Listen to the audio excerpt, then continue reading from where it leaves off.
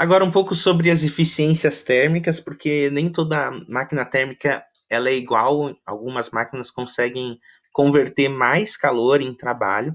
Então veja aqui que a gente está colocando duas máquinas térmicas em comparação, ambas com a mesma entrada de calor vindo de uma fonte, 100 quilojoules.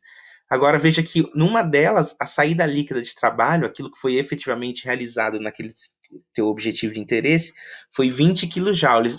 Esses 80 quilojoules foram rejeitados sempre para uma fonte fria, no caso um sumidor, e em comparação ao seguinte, a gente percebe que nesse outro processo, a quantidade de trabalho aproveitada em cima desses 100 kJ de entrada de calor foi 30 kJ.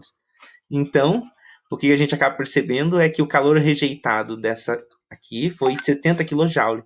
A eficiência marca justamente quantos por cento da energia que entrou foi aproveitada na forma de trabalho útil. Veja que foi 20 de 100 nesse, ou seja, 20%, e 30 de 100 nesse, ou seja, 30%. A notação, a gente costuma usar essa letra N estilizada, indicando 20% ou 30% é a diferença das duas máquinas. O que a gente acaba percebendo na figura, então, é que algumas máquinas térmicas têm um desempenho melhor que outras, convertendo assim mais do calor que recebem em trabalho. Agora veja mais alguns esquemas de máquina térmica. A gente acaba, em alguns casos, colocando um esquema mais simplificado, marcando o reservatório de alta temperatura, que está a uma temperatura constante, que a gente chama de TH, o calor fornecido por essa fonte, então, né, de QH, a máquina térmica de forma simplificada, com aquele processo que a gente já discutiu nos vídeos anteriores, e aqui a saída de energia para um reservatório de baixa temperatura e o trabalho. Aqui tem um esquema de máquina térmica que a gente costuma utilizar. Veja que poderia ser um fornalho, uma atmosfera, assim por diante, é que você tem na figura do lado uma máquina térmica agora mais ambientizada, né? E veja só que o que a gente acaba percebendo é que as máquinas térmicas mais eficientes, mesmo as mais eficientes, elas rejeitam como calor uma boa parte da energia que recebem, quase metade dela.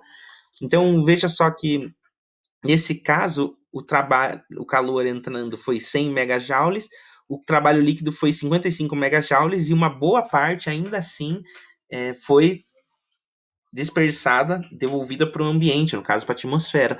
Essa perda de energia é sempre muito alta em termos de máquinas térmicas, por isso que a gente costuma dizer que as máquinas térmicas não são tão eficientes quanto outros tipos de energia. Quando a gente fala, por exemplo, de energia elétrica, a energia elétrica tem um nível de consumo de eficiência muito elevado. Pouca energia elétrica se perde num processo de uma máquina, por exemplo. Claro, uma máquina ainda esquenta quando não devia, por exemplo, quando você tem um liquidificador, o liquidificador esquenta, ele não devia, ele faz barulho, que também são perdas de energia, então ele tem perda de energia sonora, perda de energia térmica, quando ele deveria simplesmente fazer um movimento.